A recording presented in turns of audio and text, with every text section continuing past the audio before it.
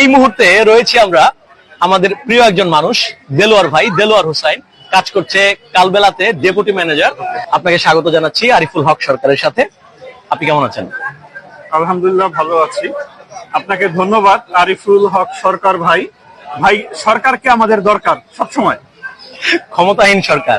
Anyway, প্রথম প্রশ্ন, আপনার জীবনে সফলতা বেশি প্রয়োজনীয় নাকি সুখ বেশি প্রয়োজনীয়, কোনটা আপনি প্রায়োরিটি দেন? আমি আসলে দুইটার মাঝামাঝি বলবো।